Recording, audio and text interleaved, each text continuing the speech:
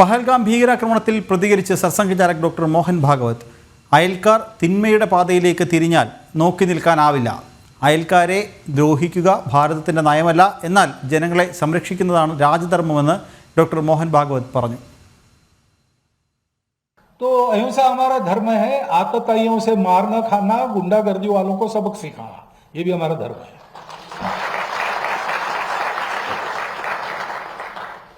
इसमें एक बैलेंस है. अभी हम कभी भी अपने पड़ोसियों की कोई अपमान, कोई हानि नहीं करते, लेकिन ऐसा हम रहते हैं तो भी अगर कोई उतर आए बुराई पर, तो वहां पर अब दूसरा इलाज क्या है? राजा का कर्तव्य है प्रजा की रक्षा करना. राजा अपना कर्तव्य करेगा. दोनों धर्म है. इसलिए गीता में अहिंसा का ही उपदेश है. अहिंसा का उपदेश इसलिए किया कि अर्जुन लड़े और मारे, क्योंकि उस समय ऐसे लोग थे सामने कि अब उनके विकास का दूसरा इलाज नहीं था. വിശദാംശങ്ങൾ നൽകാൻ ഐസൻ ജോസ് ചേർന്നു. ഐസൻ, വിവരങ്ങൾ. സർസംഘചാലകിന്റെ ഭാഗത്ത് നിന്ന് പുറത്തു വന്നിരിക്കുന്നത്, അല്ലെങ്കിൽ അദ്ദേഹം പ്രഖ്യാപിച്ചിരിക്കുന്നത്, ഭാരതം ഒരിക്കലും അയൽക്കാരോട്, അല്ലെങ്കിൽ തീർച്ചയായും പാകിസ്ഥാനെ തന്നെ ഉദ്ദേശിച്ച് അദ്ദേഹം പറയുന്നത്, അയൽ രാജ്യങ്ങളോട് ഭാരതം ഒരിക്കലും ഒരു മോശമായി പെരുമാറുകയോ അക്രമം കാണിക്കുകയോ അവഹേളിക്കുകയോ ചെയ്യാറില്ല. പക്ഷേ നിസ്സഹായാവസ്ഥയിൽ അത്തരം കാര്യങ്ങൾക്ക് വിട്ടുവീഴ്ചയില്ലാത്ത നീക്കങ്ങൾ വേണ്ടിവരും.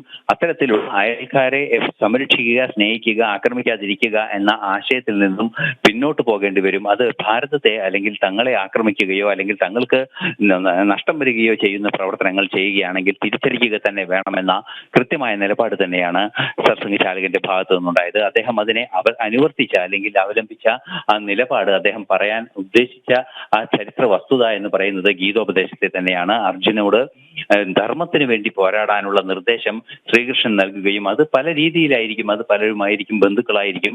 എങ്കിലും ധർമ്മത്തിന് വേണ്ടി പോരാടുമ്പോൾ ഈ അയൽക്കാരെന്നതോ അല്ലെങ്കിൽ അവരോട് നീതി പുലർത്തണമെന്നതോ എന്നുള്ളതോ അല്ലെങ്കിൽ അവരോട് സ്നേഹത്തോടെ പെരുമാറണമെന്നതോ അവഹേളിക്കാതിരിക്കണമെന്നതോ ഒന്നും ഒരു പ്രശ്നമാകില്ലെന്നും ജനങ്ങളെ സംരക്ഷിക്കേണ്ടത് രാജ്യധർമ്മത്തിന്റെ ഭാഗമാണ്, രാജാവിന്റെ ഉത്തരവാദിത്വമാണ്. അതുകൊണ്ട് തന്നെ ഈ എന്തെങ്കിലും രീതിയിലുള്ള യുദ്ധമോ അത്തരത്തിലുള്ള നീക്കങ്ങളോ വേണ്ടുവന്നാൽ അത് നടത്തുക തന്നെ വേണമെന്ന കൃത്യമായ നിലപാടാണ് സർസംഘചാലകന്റെ ഭാഗത്തു നിന്നുണ്ടായിരിക്കുന്നത്. നമുക്കറിയാവുന്നതാണ്, രാജാവിന്റെ ചുമതലയാണ് പ്രജകളെ സംരക്ഷിക്കേണ്ടത് എന്ന വാക്കിൽ നിന്ന് കൃത്യമായൊരു സന്ദേശം നമുക്ക് വായിച്ചെടുക്കാൻ സാധിക്കുന്നുണ്ട്.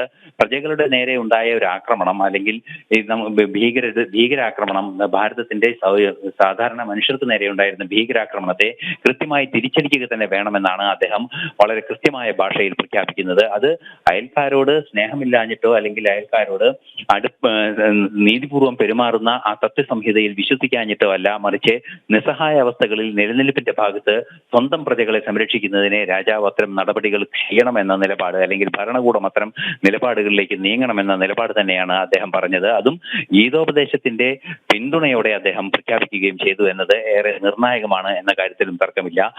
പ്രജകളെ സംരക്ഷിക്കാനുള്ള ഉത്തരവാദിത്വം രാജാവിനുണ്ടെന്നും നിസ്സഹായ അവസ്ഥയിൽ പ്രതികരിക്കുക തന്നെ വേണമെന്നും സർസംഘചാലക് പറയുമ്പോൾ അതിൽ വലിയ രാഷ്ട്രീയ മാനങ്ങളും അതുപോലെ തന്നെ കൃത്യമായ ചില നിലപാടുകളുടെ ശബ്ദവും ഉണ്ട്. നിഖിൽ.